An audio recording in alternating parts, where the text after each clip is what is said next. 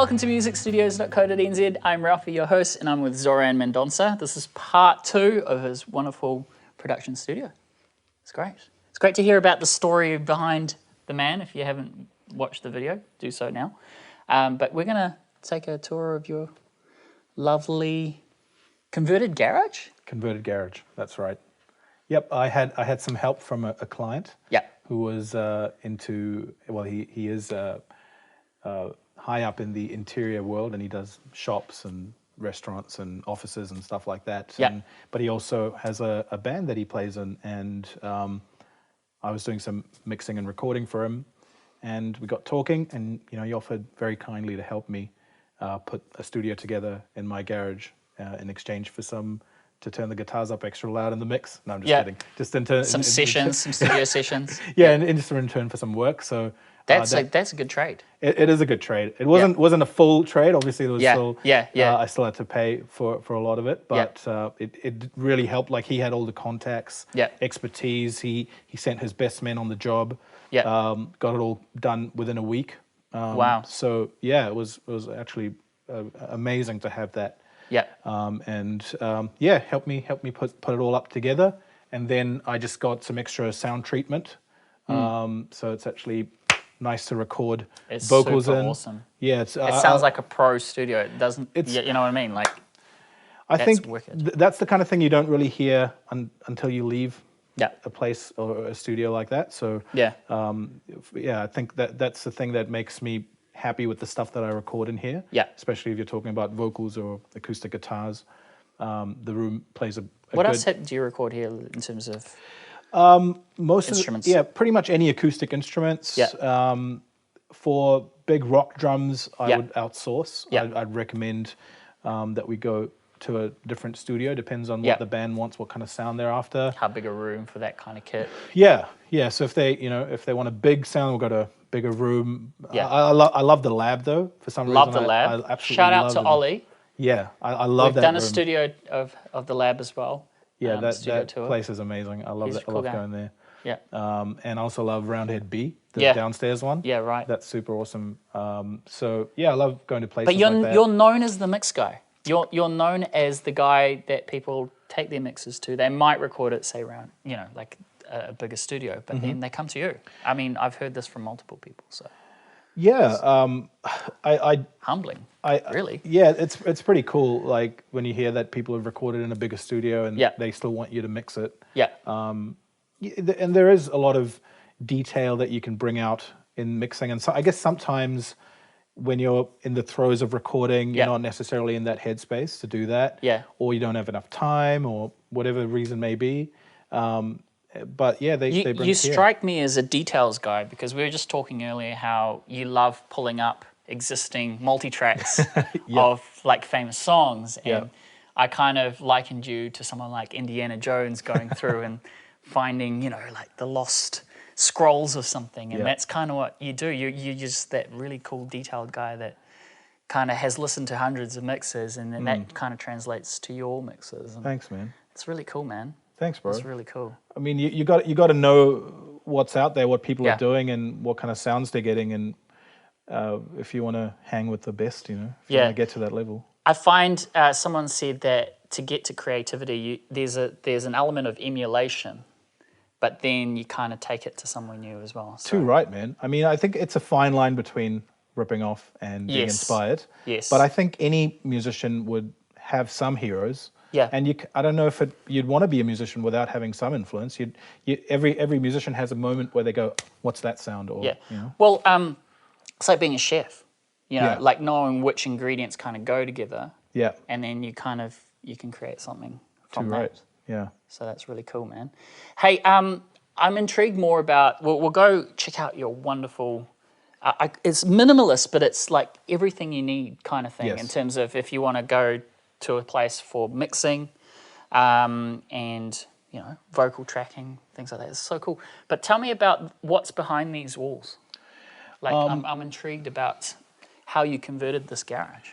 Well, so thanks to my client who had a lot of info and contacts and stuff. We got some really high density foam. Yeah. That was sort of noise baffling and stuff. So it's next level from Pink Bats, isn't it? Yes, yeah, it is. And they use it like in industrial builds between floors. And do you have the name of this fabric? Or can't remember. I do not know. Is it but I know grey colour? Like what is it? It was like brown in color, but it was just very. It was almost like that. It almost looked like these little things over here, these little baffles, but it was just a bit thicker. So it's quite thick behind those walls? Yes. Yeah, it is. There's like a few layers of that stuff just to keep the noise from. And your neighbours, really, you can't hear their dogs, nothing. Not really. No. Unless you turn up the sub or something. You know. I don't. Yeah, I think I've gone around the room and you can hear a bit of sub if you're just outside. Yeah. But I think once you get into their homes, it's not.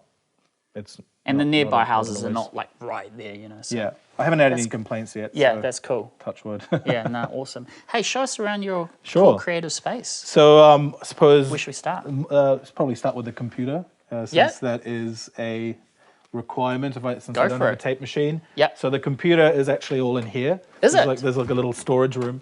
It's a secret room. It's a secret room. It was. Is this a vocal booth? It was initially designed to be a vocal booth, but I didn't really like the sound of a lot of booths that I was sort of trying out and stuff, and I was just like, flag it.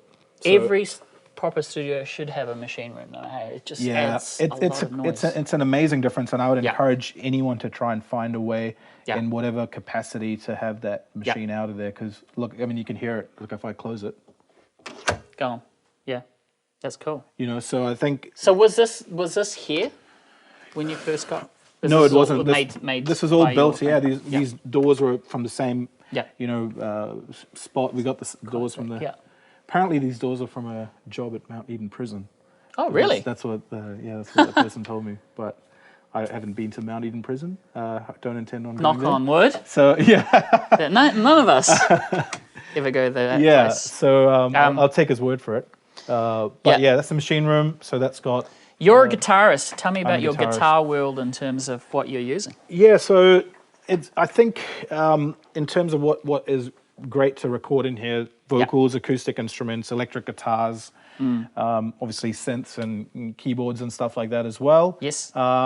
So for electric guitars, I have a couple of amps, but people are welcome to bring whatever rig they're using. Yes. And then I plug into a little load box here. What is a load box? A load box is like, you know how when you have an amp, you've got to plug it into a cabinet. Yes. For the sound to come up. But if you don't plug a tube amp into a cabinet and turn it on, it'll blow up. So it needs a load it needs its load to be absorbed, I guess. So this little box will allow you to turn the amp on, and you plug into it like a normal speaker cab, but it's silent. So I can turn this on, and then this will spit out like a line level signal that I can then send to anything that will put a cab sim on it, a cab simulation.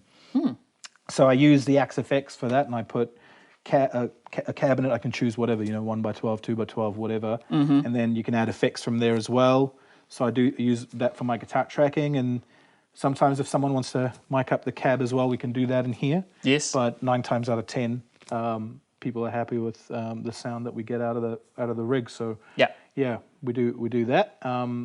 And I also the AXFX, sometimes you'd want to go straight in for the more crazy sounds, like it's really good for like some soundscape heavy stuff. Effects stuff. Yeah, just very heavy effect stuff. The AXFX is good, and we'll just go straight there.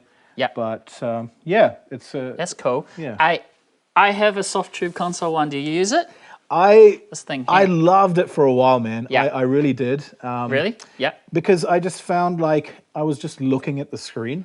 Right. And not listening enough. Right. And then I got the soft tube one to sort of solve that. And it worked a treat, man. Yeah. It felt like I was discovering music all over again, kind of thing. But then once I got out of that habit of, only watching and not listening close enough. Yeah.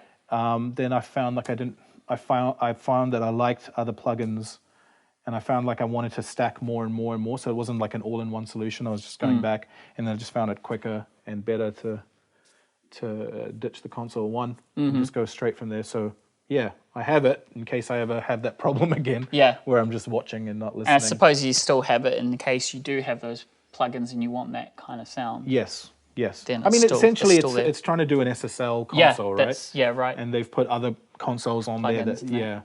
But I found like I like the other SSL stuff that's out there. Right. So I'll still use a lot of that, but I'll just use the Slate one or the Plugin Alliance one as well. Yeah, it's really nice. Cool. Yeah. You've got other rack bits here. Yep. So let's zoom in with a magnifying glass and take a look at them. So what's this thing here? So that's my interface. That's your main interface? That's the main interface. Right. Yeah. And that's doing all the conversion and. What is it? It's an RME Fireface. Okay. And so it's just really clean and. I love how the MIDI ports are in the front because a lot of interfaces like that kind of stuff's at the back and. Yep. Which is great, but you know, like say you've got a keyboard guy sitting here. Yeah. You're not reaching for the back. It's right there. That's really. Yeah, for sure. What's the USB for though? You can plug a flash drive in there and record to it as well. So if you take it live, you can. There's two ADATs at the back, so you can plug it in. So it will record to your computer as well as a stereo. That's great because it'll record the multi-tracks onto the. That's cool because if you have a lot of times when I've been working with clients, they want like just an immediate demo kind of thing. What they've been working on, you can just.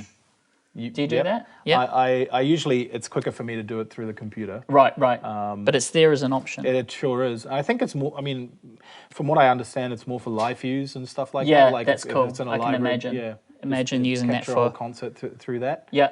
That's cool. So yeah, it's a rock solid interface. Never crashed out on me once. Very powerful.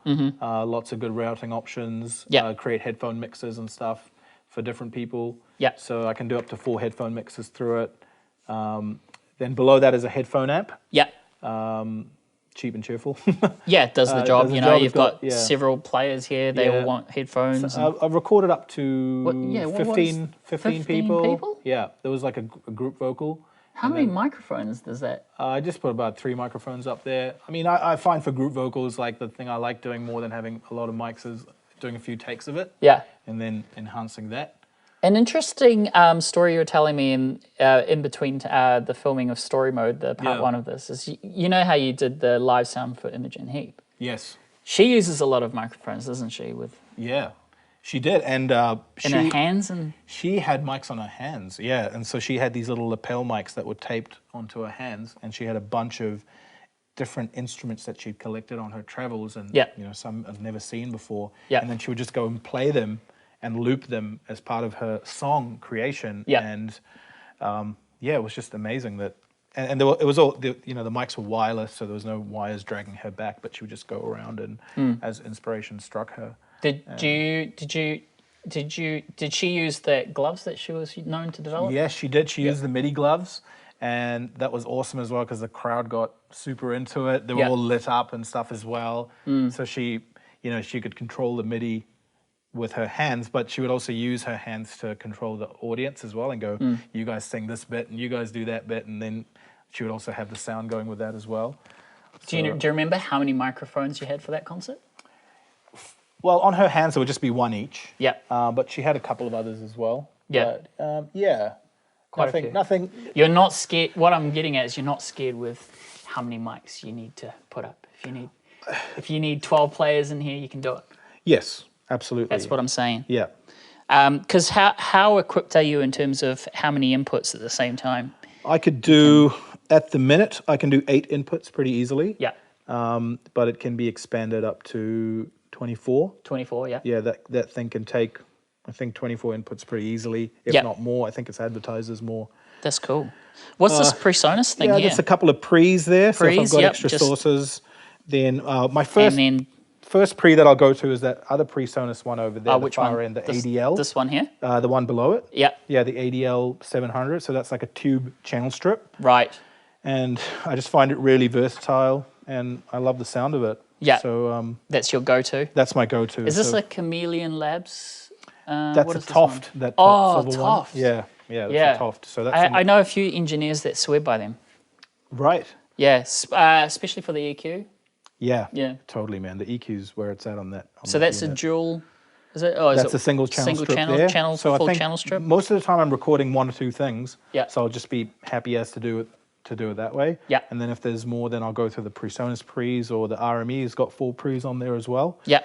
And those are nice and clean. I actually quite like them, surprisingly. Does DBX get turned on? Not very often. If the PreSonus needs some compression, then I'll use that. Yep. But it's not very much use. Yeah. They're known for live, isn't it? DBX again. You're almost equipped for live. Tell me about these monitors. Oh yeah, I hear about Focals. I love those Focal monitors. Yeah.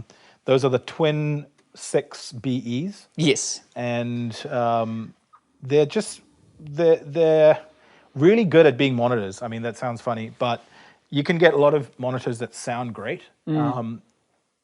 Ultimately, I feel like monitors is about matching the person that's mixing on them, because everyone's got a bias and everyone likes adding certain frequencies. You've got to find stuff that sort of counters your bias. Yes. So these things just, I feel like they just put everything, they're just really clear. They're super duper clear, and they're fairly neutral as well, probably a bit more on the bright side of things. They're not really, wouldn't call them a warm sounding speaker. But they're just really good at showing you what you're working with and what you're working on. Right. Not fatiguing, even though I'd say they're bright, they're not fatiguing. Yeah. Which is important if you're, in here 8-12 hours a day. The front bass ports, are they quite bassy? Do they reach all the way down to 20? No, well they do, but I wouldn't call them a bassy speaker either. Yeah. And that's why I've got the sub. Oh, so there is a sub in there? Yes, I've got a sub as well. That's good. And I can flick that on and off as per. Yeah. And yeah, I just find that they're very revealing, and they eliminate a lot of guesswork. Yes. Like I've just found that translation's been really easy since I've started working on them. Yeah. Yeah. And I used to have some event monitors before that that I love the sound of, and sound-wise, you'd probably go, man, those are way better than the 2020s or which? No, they were the Opals. Opals, yeah. Fantastic speakers, and lots of people really complimented them, and and I still really like them. But probably a bit of guesswork with the translation. They were a bit fatiguing on the fatiguing side. But they're still great monitors, don't get me wrong, and you could still do great work on them. But yeah, I just found, I guess, this one matches me. When you have clients sitting on this couch or something, is there a nice sweet spot they can sit? Do you find there's a nice sweet spot? Because sometimes I ask that, depending on the room, your room better than everyone else. To be honest, I would say no, that couch is not a sweet spot. It's not. There's a bit of a low end build up at the back there. Yeah, I can imagine that. Yeah, so if someone, but most people are happy. They enjoy sitting on the couch and listening, and they get a fair idea over the day's work of what things are sounding like. Yeah, I've been a studio creator for many years, and I sometimes find that sitting on the floor is actually more comfortable, and you get more into the mix. And do you ever get people sitting on the floor? Yeah, absolutely. We do get people. Yeah, I mean, it's just how you're comfortable in it. Yeah, it's just whatever makes people comfy. I suppose it's more about being in a certain headspace and a vibe, and But as the pilot of the project, this is a good place to sit, right? Yeah. And I always offer people as well, like if we're doing some mixing in here, I'll be to like, come actually sit in front and but most of them are pretty happy where they are. Yeah, so, fine. Yeah, no, that's cool. I mean, that's why you hire an engineer, because I find with not every musician, but with musicians, they're concentrating on their playing, they're concentrating on the chords, the lyrics or something, but not necessarily like the quality of the sound and how. You probably find this. You ask your clients, who their favorite acts are, how to kind of emulate certain sounds, and that's where you get your engineer. And it's like the fifth member, isn't it? Absolutely. Of the Beatles kind of thing. It's so vital. Yeah. And even sometimes you're so, sometimes there's a bit of pressure. Sometimes you just need an outside opinion. Exactly. Someone you can trust. Exactly. Someone you can trust is not biased or fresh ears to the project. Fresh ears. If you're a musician, you've probably been working on the song for so many months. Yeah. And then you just take it to a fresh press. Yeah. To be honest with you, I'm always amazed that that. Well, not amazed that people need an outside opinion, but I'm always sort of a bit surprised when they need my opinion. I'm always happy to offer it, but you're so humble, man. Because I've heard your work, man. It's really quality, isn't it? So thanks, man. We were actually. Do you think it's a good idea we pull up a session a bit in a few minutes or something? But we'll continue on with the because that'll be really cool to kind of get your take, your personality on as an engineer, how you kind of approach a mix and things like that. It'll be kind of cool to get an insight of that. So for sure, man. That'll be in a few minutes, but we'll continue with the studio hardware as such. I've never seen this before. Okay, this is basically it's a control surface for Cubase. So right, if I'm setting levels and stuff, you know, I'll just kind of do that, and then I'll just set my levels like that, as opposed to doing it with a mouse, and that just means I don't have to look. So then if I'm mixing, you know, it's all there, isn't it? Yeah, it's all there. Everything's there. EQ. Yeah. I don't often use the EQ, but it's mainly the fader that I kind of needed. Yeah. It's kind of cool because you can see that's a flying fader as we go to the different tracks. Yeah. It just, and it'll map the other way as well. Yeah. So if I do that, it'll map to that's cool. whatever I'm working on. Some of the ones that I tried actually, like the control surfaces, they would only have a little bank of 8 faders. So if you selected from Cubase, let's say if you went from channel 1 to channel 5, it would map. But if you went from channel 1 to channel 50, it wouldn't. And so then you'd have to just go bang, bang, bang, bang, bang, and it's just super annoying. So what else can you do with this? So Steinberg CC121. Yeah. There's your transport controls there. One cool assignable knobs, I presume. Yes, they are. You can control the sends and your EQs and stuff from there. There's inbuilt EQ and stuff that you can control from here. Yeah. So you can do stuff like that. Yeah. But the stuff that one really interesting feature is, like, if you hover your mouse cursor across anything that's assignable, then this knob becomes basically your mouse pointer. Yeah, it becomes a mouse point. That's not a good example, but basically this guy. So if I hover over What's here, this? The Kazrog. Never heard of that. Wait, this doesn't want to play nice. But I get what you're saying. The functions, though, what do they do? These functions. Why you know knobby? I'll have to find one.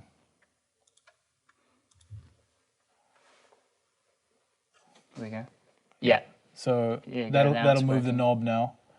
So interesting. Yeah. So anything you hover over, I think it has to be supported though within that plugin. Yes. And then you can lock it as well. Knob. So what does lock mean? So lock. So if I lock that knob, and if I close the plugin, it'll still control that.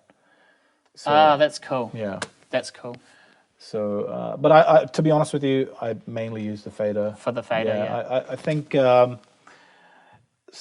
ideally you'd want to get to a stage when you're recording and mixing, you're not thinking about the software, you're not thinking about the stuff that you're using. No, that's the thing, isn't it? Yeah. So I find that if I'm just using the mouse, I'm perfectly happy and just listening, and a lot of the stuff is sort of second nature in a way. I love the profile of everything that's in the sort of central hub. First of all, I love the widescreen monitor you have. That's awesome. What is this? It sure is. It's a Titan Army monitor. It's a Samsung panel. Yeah. But it's just really lovely on the once DAW. you curve, you don't go back. Is that what you're thinking? Or? I don't know. I think you could go back, but it's so immersive, especially if you're sitting right here. Yeah, it's a joy to work on. It's so wonderful. It's beautiful to work on. Yeah. And yeah, I can definitely fit everything that I need. We're sitting quite comfortably where we are now. Do you want to? What's the session that you've got open? So this session is a band that I recorded last month. They're called Cubase. They're from Auckland. So tell me your approach to mixing. So here we go. They've given you the stems. Actually, this one I've recorded as well. You recorded here? Recorded everything here except for the drums. Except for the drums. Yeah. So for the drums, we went to Roundhead Studio B. Yep. And it was fantastic. But everything else, bass, guitar, vocals. Yep. Bass, guitar, vocals, synths, everything else is in here. See, that's from a savings point of view. That's a really clever way of doing things. Hey, for musicians, is to get your foundations. First of all, know your songs. Please rehearse before you even come to an engineer. Rehearse. And then once you do, you can go into Roundhead, save money by doing it all your tracks in one day. Yep. Drums. Absolutely. And then boom, you've got your drums. I mean, most mixes start with awesome drums. You kind of have to have that. And then, yeah, you take it to someone like Zorran. So here we go. We've recorded the roundhead drums. So we recorded the roundhead drums, which so that's all you started with, right? Yep, that's all we started with. So is this? So obviously these have been processed in here as well. Yeah. And then everything else is in here. That's amazing. So you got start with the drums, you add some bass. What did you do first for the song? Good question. Your first layer. The first thing we did was the guitars. Okay, so it was the guitarist? Yeah, it was the guitarist playing over the drums. When we tracked the drums, we did have some guide tracks as well. So we had like a guide vocal and a guide bass if we needed to when we were tracking guitars. And sometimes it's nice to just have a bit of bass, when you're recording guitars, so it's not as dry. So then, we added the guitars in first, which are in there. Now this is through the guitarist's Mesa Mark V amp, and we got it in through the load box and the Axe effects. Yeah. And then I love doing a lot of like layers and stuff like that. So we'd add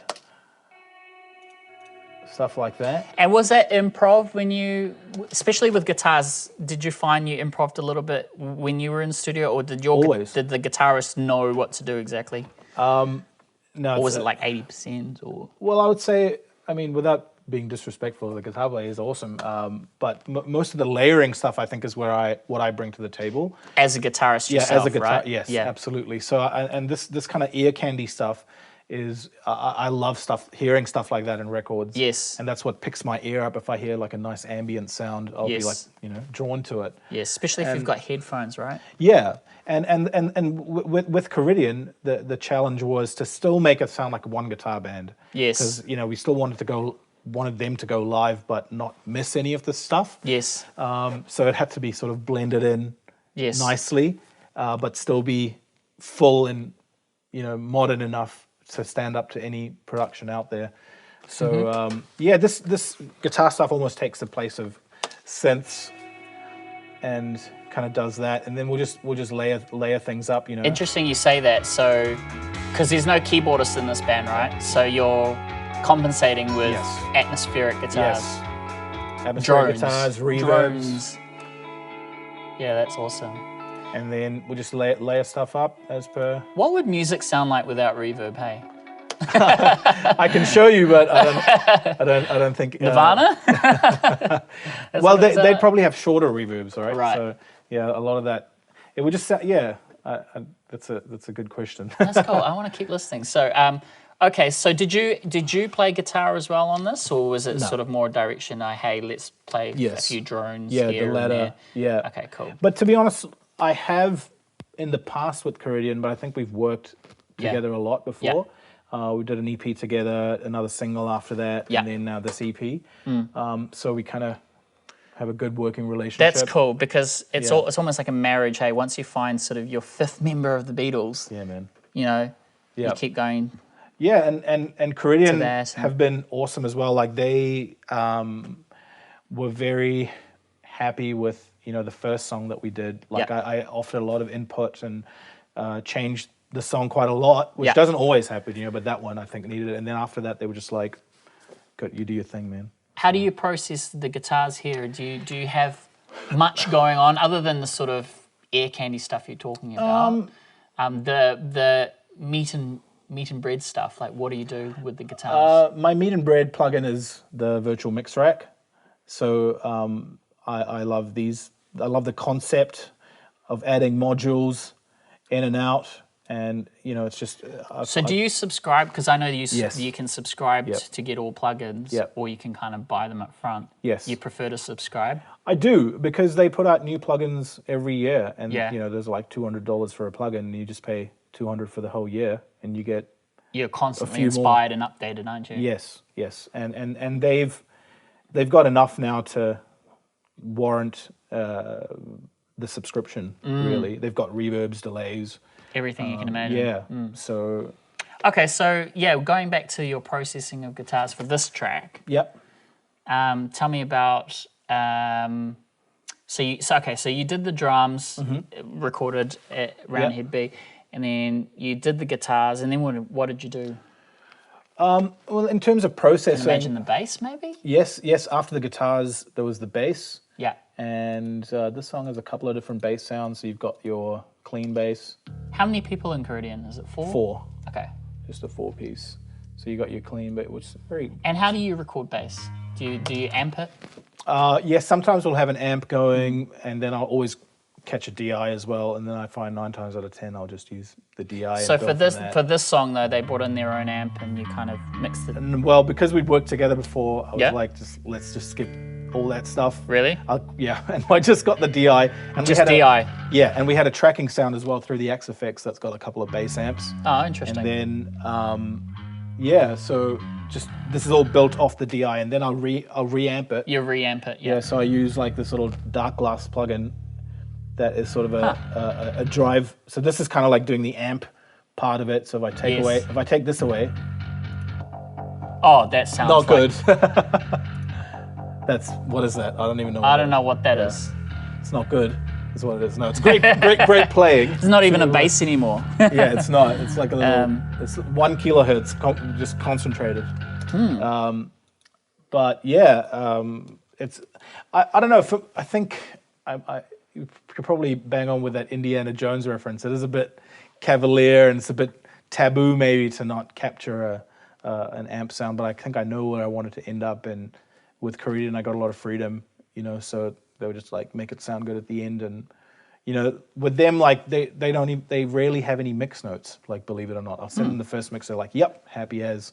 So it's that kind of relationship where I know. Do you prefer having the clients here once you've got that first day of tracking and stuff to get their response? Do you prefer doing it remotely, or do you prefer they come back? Or it really depends, man. I think I would prefer it if I sense that they kind of know a little bit about the process, because it can be a very misleading process, because the sum is greater than the parts, and sometimes if you hear stuff in isolation, it doesn't always translate, it doesn't always add up. So if I get a sense that okay, this band kind of knows what they're talking about, they know what they want, and they know how it works, then. But often enough, there are people who are anywhere inclined towards the process, but they want to be here, and I'm totally fine with that. Yeah, so I find those kind of artists really fun to work with, because it's seeing the thing evolve into something, and being here as part of the process, like you say. Yeah, it's and those artists that are curious as to how it gets made. I think that's really cool. It is. So I recommend coming back another day. And, yeah, absolutely. So they've got the whole thing, and then you finally do the vocals. So you do the vocals here as well. Yep, vocals are in here as well. Well, actually, what we'll do is we'll continue with the tour. So what vocal mic did you use for that session? For that session, I used the Neumann TLM 102. Yep, that one there. Yeah. That's a C12 clone on the other one there. But yeah, that's the one we use for Diddy. Yeah. And I actually really like it on a lot of sources. I was going to either buy that or the U87, and I kind of went with that one because it had a bit more body than the U87. So I just picked that one, and I kind of like it on a lot of stuff. What's this thing here? That's a C12 clone. C12. Yeah. Oh, nice. Yeah, so it's just like a really airy, bright kind of thing. Yeah. Really nice on sort of softer stuff. I've got a few other mics as well, like in the closets, like there's a SM7, a couple of condensers, and 57 and all kinds of stuff. That's cool. Yeah. What we'll do? There's not much left to sort of cover, but I mean, you're a guitarist, so this is your world, man. Yeah, this is my world, man. Absolutely, for sure. What's your first guitar? First guitar is this one here. The PRS? It's not. It looks like a PRS. It looks like a PRS. It's a BC Rich. Good observation though, because I actually love PRSs, and I had a few. I had a PRS, and then I sold it, and I'm like, why? Yep, I know, right? Yeah. And what's the thing you sold it for? I actually, because I was doing sort of the acoustic thing, so I sold it for a Maton, and it was sort of a mini Maton. It was sort of like a like for like in terms of value, but I do miss the PRS because. Yeah, especially when you kind of tinkle along the highs and stuff. Yeah, Yeah, this one's awesome because spec-wise it's really good, but it wasn't very dear. And I got Mr. Glynn to make pickups for it when they sound great. So...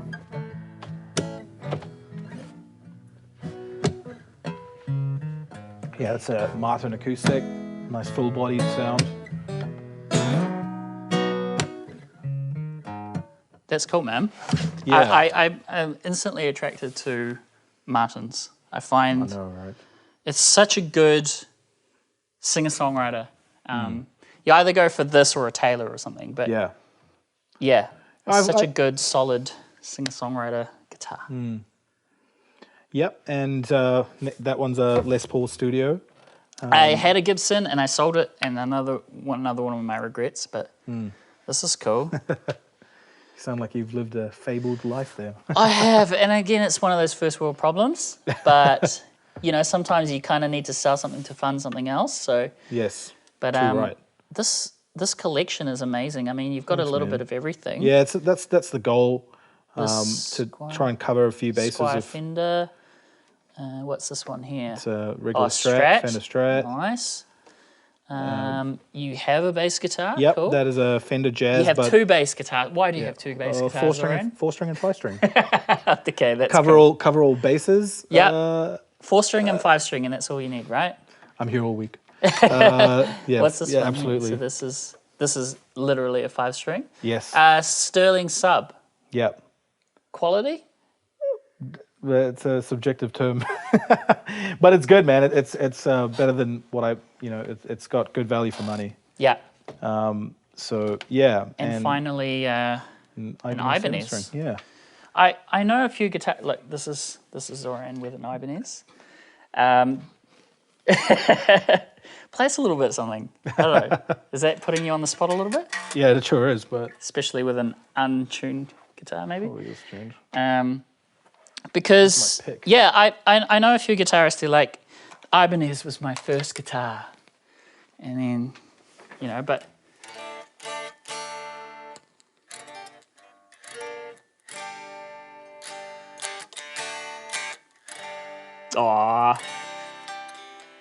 now just put in the distortion.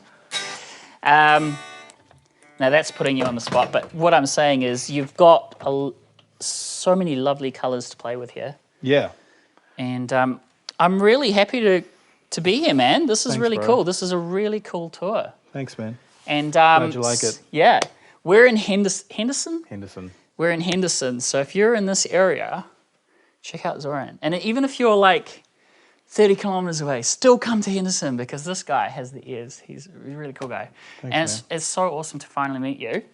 It's been a while since we planned this, and I'm really glad. Thank you so much for showing us around your wonderful studio. Any last comments to our wonderful audience? Well, check out my work, and if it's something that your music can benefit from, please look out for me on Google or Facebook or Instagram. You've got a main.com, right? Yes, ZorranMendonsa.com. How do you spell Mendonsa? We'll put it on the link. Yeah. Zorran Mendonsa, that's the name you got to know about. And yeah, man, thank you so much. You're welcome, man. And thank you for making me a wonderful hazel coffee as well before coming, because that's what it's all about, right? Yep, the hospitality. That's included in the You're such cost, a nice guy. Anyways, guys, thanks for watching musicstudios.co.nz. This wonderful web series that I don't even know how many episodes we've done now, but it's been so fun, and we'll continue to bring wonderful episodes for you. Thank you so much to Francis behind the camera, and thanks for watching, like, subscribe, all that sort of stuff, you know the drill, and have a marvelous time being creative. Stay cool. Bye.